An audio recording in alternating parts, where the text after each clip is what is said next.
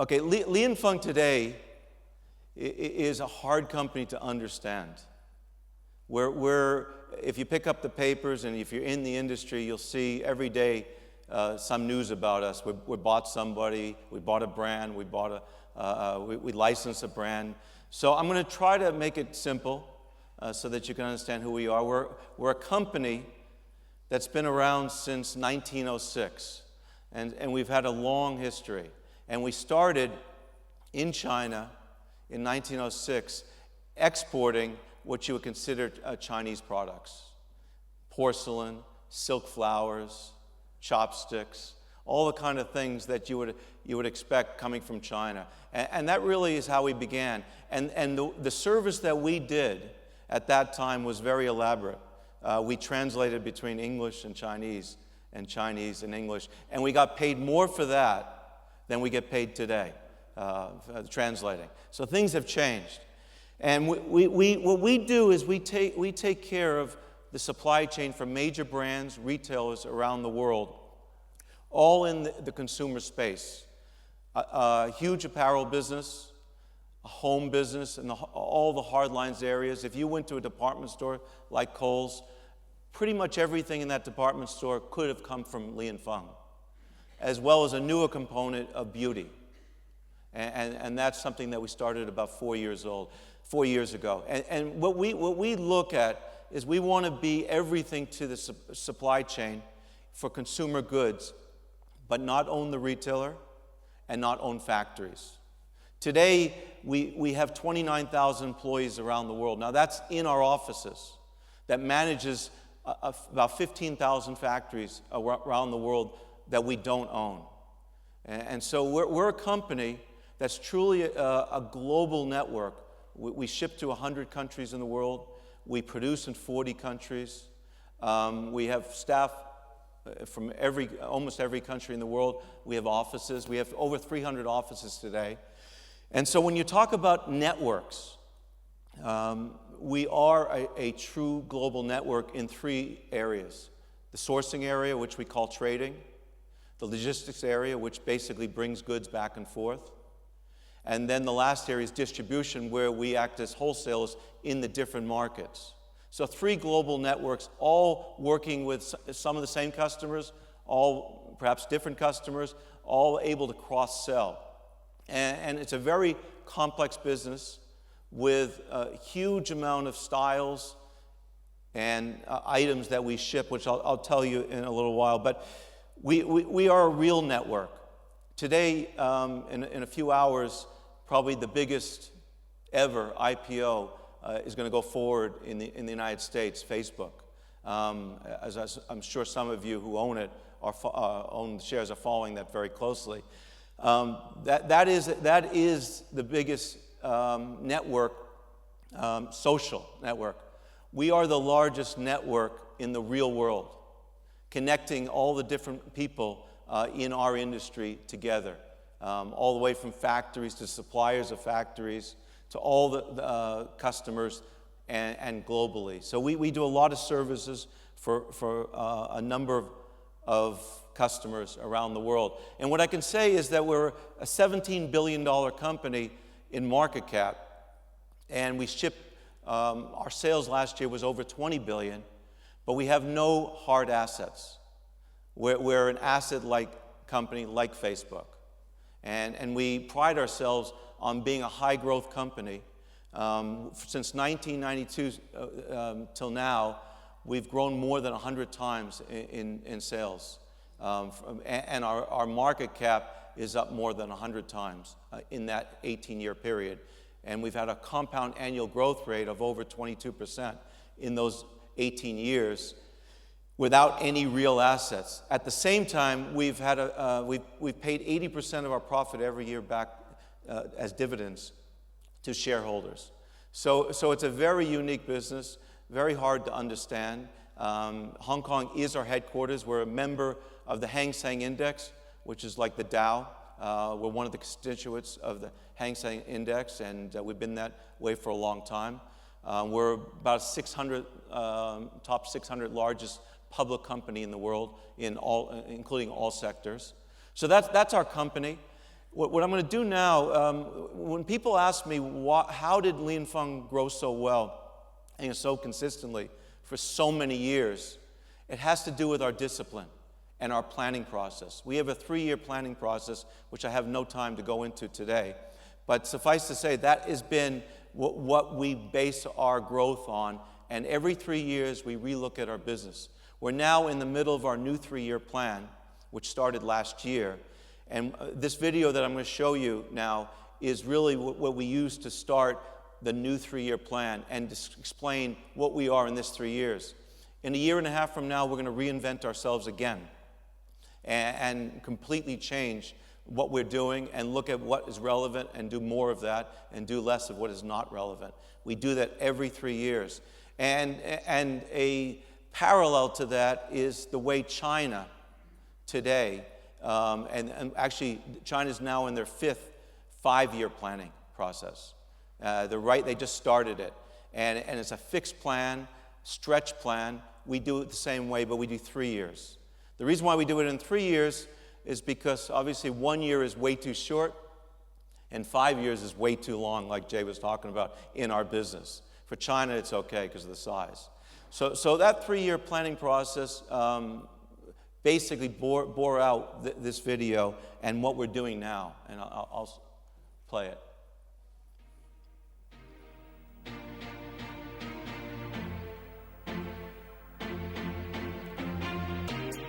We are one of the largest consumer goods company in the world. Most people around the world somehow touch or use something that comes from Li & Fung.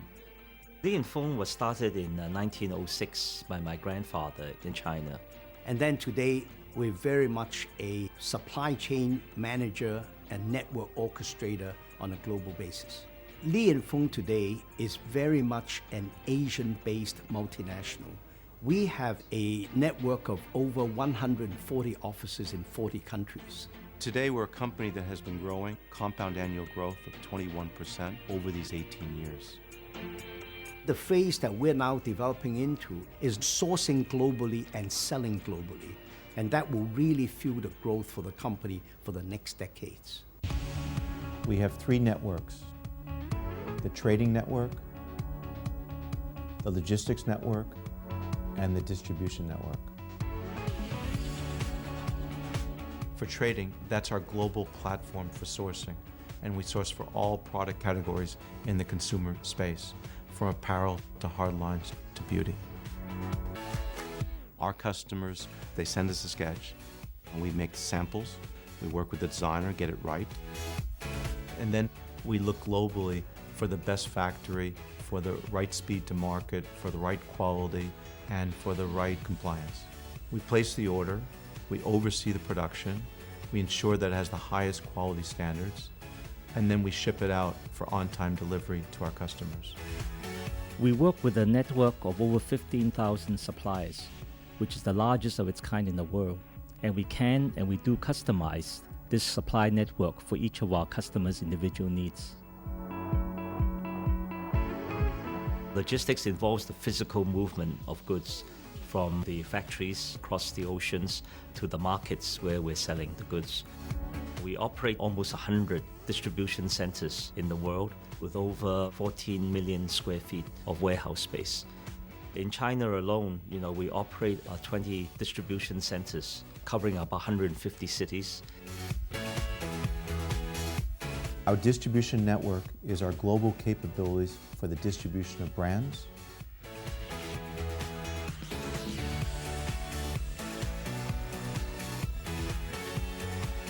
and for all our licensing and all our design capabilities. We work very closely with each of our customers on what their needs are. We study the market, fashion direction. We create products specifically for the retailers.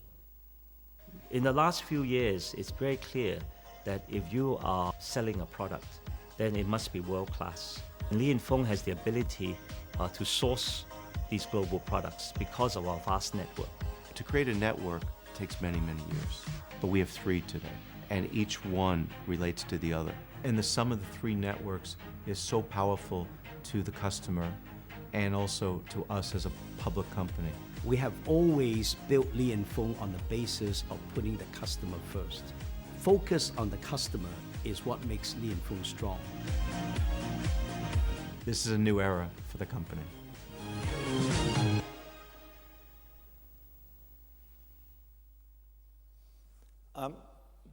That really finishes what I'm going to talk about with Li & Fung. And really what I want to show you and talk about is, well, it says monumental shift to power. What were the underlying trends? The underlying trends that basically caused what we do today, what Li & Fung does today. And actually, those trends have had a profound effect on the world. And a lot revolves around China, to be honest. And I think today, a lot is revolving around China as we speak and as things change. The first part, and I kind of break up the time into very big chunks of time, 30-year changes. And in 1948, something major happened to the world. And other than Israel becoming a country. In 1948, China closed its doors to the world. And that had a profound effect for the next 30 years until it opened again. And really what happened in those 30 years is China basically was dead to the world. It didn't consume. It didn't produce. You had 1.2 billion people that no longer really existed to the global economy. It went inside itself. In 1948 or 1949, China's GDP went down to 1 or 2% of where it was 2 years before. So you could imagine what happened to all that business. It just went away. And for the next 30 years, in the manufacturing side of the world, really there was no offshoring of production. What you see today in a very big way. U.S. produced what it consumed. Europe produced what it consumed. That's a real novel concept today.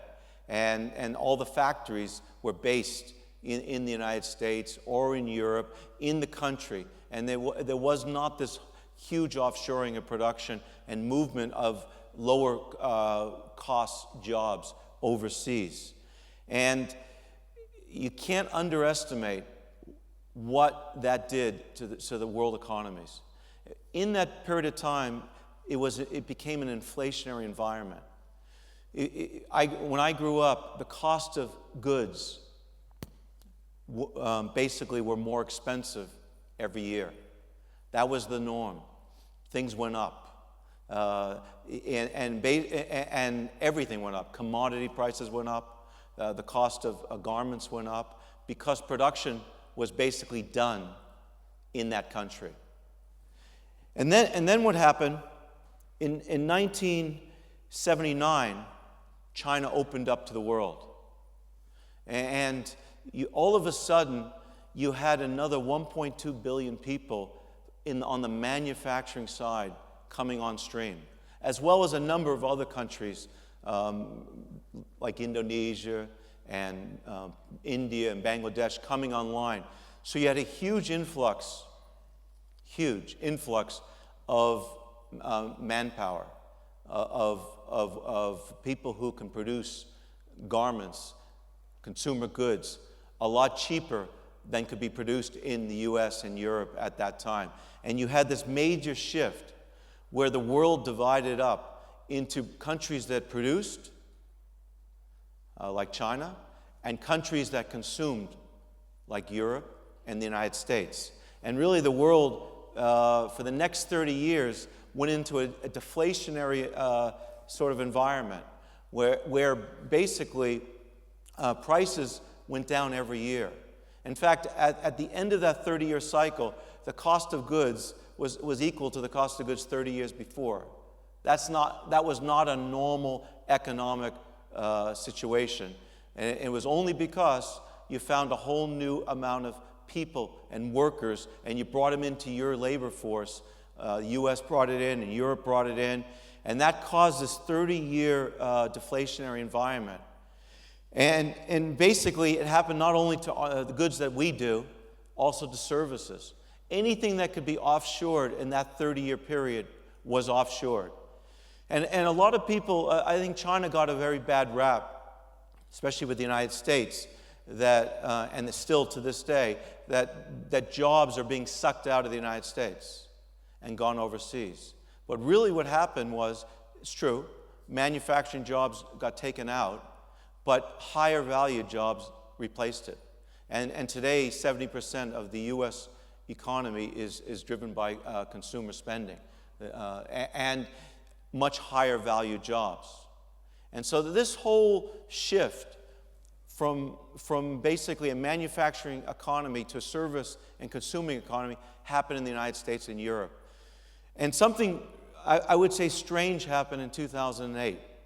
The world went into an incredible recession, the Great Recession, as some people call it. And at the same time, prices started to go up. And it's pretty unique. If your customer base is impaired, U.S. was the customer base and Europe was the customer base for China and Asian countries. If your customer base was so impaired and they're buying a lot less, supply and demand would have meant prices should go down.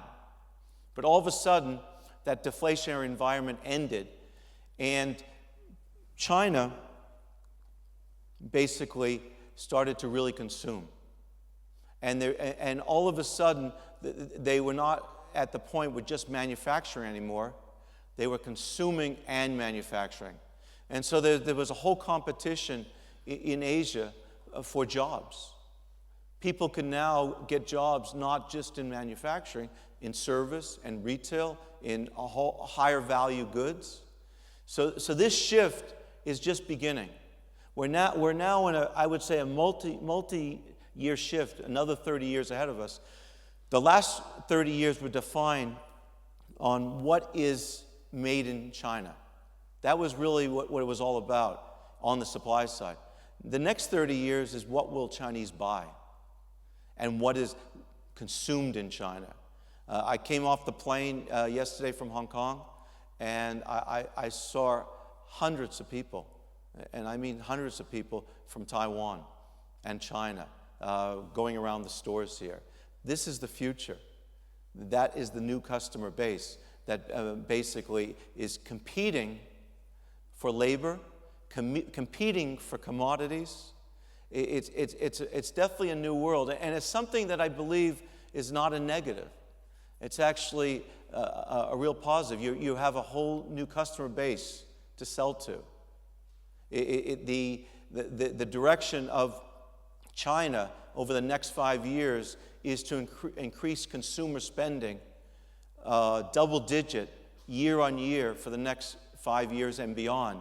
That's going to be a lot of opportunity for Italian brands, for French brands, for U.S. brands. There's a huge opportunity to sell to China. In fact, today, China today imports as much as it exports, equal.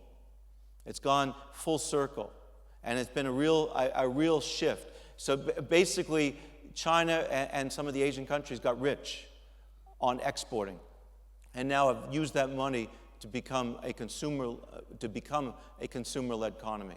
No different than what happened in the U.S. and Europe. The only thing I could say is China has a huge advantage over the Western world because they were closed for 30 years.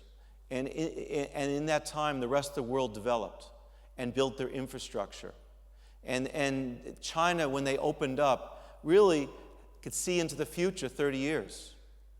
And basically, they have the knowledge that, and they don't have to make the same mistakes that has been made in the Western world because they could see what works, what doesn't work. So today, China has the best, and I'm going to talk about the best roads, the best infrastructure for the internet, cellular phones, and the U.S. and Europe, ironically, have the oldest infrastructure.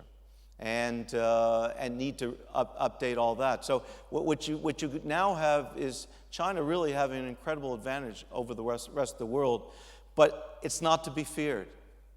It's actually to exploit. It's actually an opportunity for everybody who sells something. There was that old sort of saying, the toothbrush. If you could sell a toothbrush to every person in China, you can imagine how much money you can make. And that's with every product category. The opportunities are really vast. And this whole globalization of manufacture, Li & Fung has followed it. And today, we are very focused not only on what we can sell to the Western world, we're focused on what we can sell to Asia. It's now 12% of our business. Before 2-3 years ago, it was 0 of our business. Today, 12% of our sales, over $3 billion of our sales are in Asia, and a lot in China. In this sort of 100 years we've been in business, we've built up incredible scale at Li & Fung. And today, just to give you an idea of our size, we ship and produce over 16 billion pieces of something. That's a lot of pieces. About 10 or 11 billion we take care of the logistics, and about 5 or 6 billion we take care of manufacturing. So, and today we say over 2 pieces of goods to every person on earth, but obviously not everybody is buying. A lot of places in Bangladesh and India are not buying our goods yet. And we've clothed over 2 billion people last year in 2011. And when I talked about 15,000 factories, what it really means is we indirectly employ over 8 million people. So we have a pretty big position in the economy, and it's quite important for us to make sure it all works. And then if you look at what's happened to China over these last few years, in the United States, the largest airport is Atlanta. And today, Beijing is basically the second largest airport in the world. 10 years ago, it wasn't ranked at all. So China is really leapfrogging innovation and development faster than any other industrialization has ever happened in the Western world. The largest port in the United States is LA. It's only 17th in the world.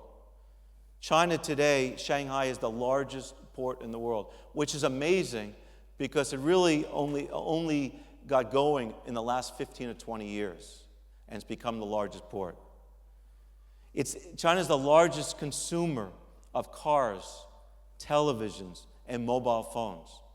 And an interesting fact is if China had the same penetration of cars, ownership of cars, that the United States has, there's not enough oil on earth to support that today. So God forbid that happens. God forbid. And people fear China on the consumer space, the manufacturing. Their next focus is on airplanes. Cars, they're already manufacturing a tremendous amount. So on the big ticket item, that's where they're going. China's today the second largest luxury market in the world after Japan. And in 2015, China will most likely be the largest luxury market in the world. This all happened, guys, in the last 30 years. So the growth is astounding, and the opportunities are amazing in China. And so I think if there's one message I have is don't fear China, actually embrace China, and there's a lot you can do with it. Li & Fung's whole business was built around China, and so we've done pretty well with it. The real question is what's going to happen to the supply chain? Because now as you have a competition for commodities, for labor around the world, we're in an inflationary environment for the cost of goods. That means prices are going to continue to go up. Of course, it's going to go up and down based on the economy, but the curve is up. And the last 30 years, the curve was down. So unless people figure out how to be more efficient, how to save money, it's not going to come from the cost of the goods themselves. That's going to keep going higher and higher. So the future is not going to be about getting the best price. It's actually going to be getting the right goods into your store, and systems that will make sure what you design is what people want.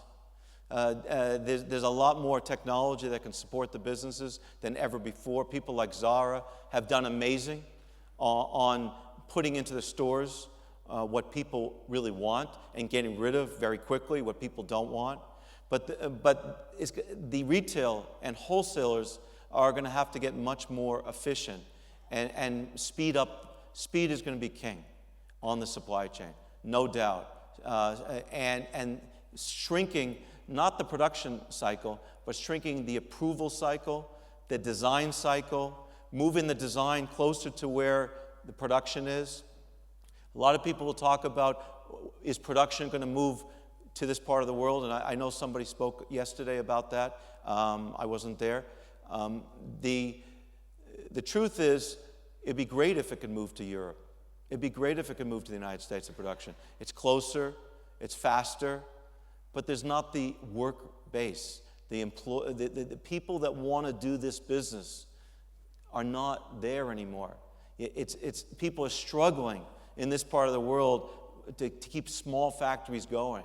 So there's going to be you're going to scour the earth for labor, for people that want to do this business, and you want to train it. Africa has not been developed. It's been a disappointment. But the truth is, it's going to be very difficult for major production to move back to Europe and the United States.